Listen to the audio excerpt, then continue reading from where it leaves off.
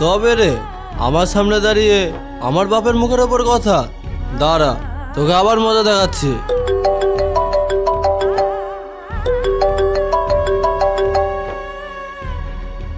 Hello, আমি কিন্তু যাব ভাই, আগে থেকে বলে দিচ্ছি। আমার কাছে একটা টাকাও নেই, যদি তুই ধার দিস তাহলে যাব। পাক্কা? বেশ, তাহলে আমি এক্ষুনি আসছি। কি তুমি এক্ষুনি তো নেশা করে আসলে, আবার কোথায় যাচ্ছ? আমি কোথায় যাচ্ছি সেই কথার কৈফিয়ত তোকে দিতে হবে নাকি? সর।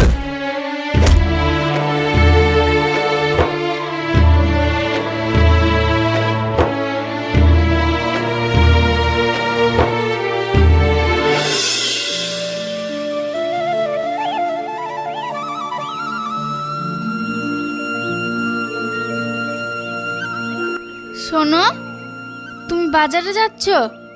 কেন, তুমি কিছু বলবে? বলা বলি বলতে গেলে কাল নাসরিন ফোন করেছিল, ওর মেয়ের শরীরটা খুবই খারাপ। তাই বলছিলাম বাজার থেকে আসার পথে কিছু ফল নিয়ে এসো। আমি আর তুমি না হয় বিকালে গিয়ে একবার দেখে আসবো। সবই তো বুঝলাম, কিন্তু কি বলো তো, আমার না হাতটা খুব টান যাচ্ছে। আমরা না হয় 2 দিন পরে যাব, তাহলে আমার এইদিকে টুকটাক কাজ আছে, সেইগুলোও সারা হবে। বেশ, তোমার যে ভালো মনে হয় তাই করো।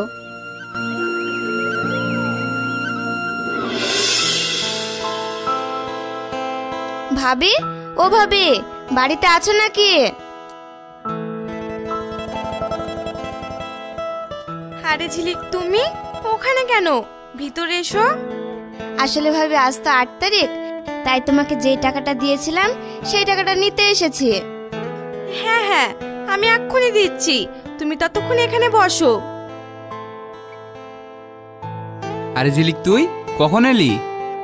এই তো চাচা, এক্ষুনি এলাম। তো ওখানে দাঁড়িয়ে কেন? বস। হ্যাঁ চাচা।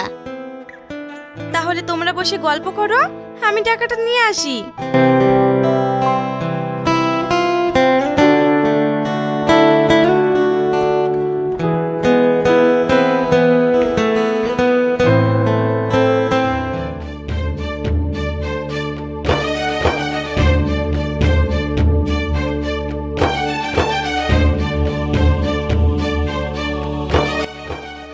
ভালোভাবেই মনে আছে, আমি টাকাটা এখানেই রেখেছিলাম, কিন্তু টাকাটা গেল কোথায়?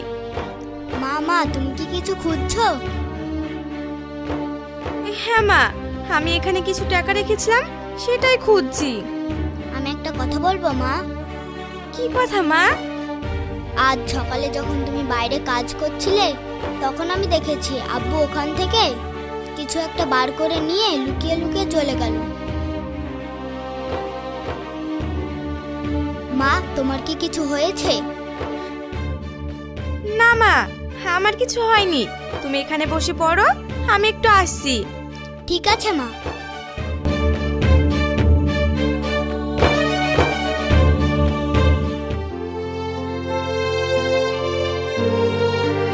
কি হলো ভাবি, টাকাটা নিয়ে এসেছো? আসলে হয়েছে কি বোন, আমি তোমাকে টাকাটা দেওয়ার জন্যই রেখেছিলাম, কিন্তু এখন হঠাৎ করে টাকাটা আর পাচ্ছি না। এ কি বলছো, পাচ্ছ না মানে? আমার মনে হয় আপনার ছেলে হয়তো টাকাটা নিয়ে নিয়েছে। ঠিক আছে, কোনো ব্যাপার না, তুমি না হয় আমাকে অন্য দিন দিয়ে দিও। তুমি একদম ভয় পেও না, তুমি আমাকে আর 3টা দিন সময় দাও, আমি তোমার সব টাকাটা দিয়ে দেব। বেশ, তাহলে আমি তোমাকে 3 দিন সময় দিলাম, 3 দিনের মধ্যেই টাকাটা দিয়ে দেবে। ওইসব কথা বাদ দে, এবার আমার কথা শোন তো। হ্যাঁ চাচা, বলো। শুনলাম তোর বিয়েতে নাকি অনেক কিছু দিয়েছে তোর আব্বা, আবার নাকি নগদ 2 লক্ষ টাকাও দিয়েছে। হ্যাঁ, কি বলো তো চাচা, আমি তো আমার আব্বা মায়ের একমাত্র মেয়ে, তাই হিসেব অনুযায়ী তো সবকিছু আমারই। তা অবশ্যই ঠিক।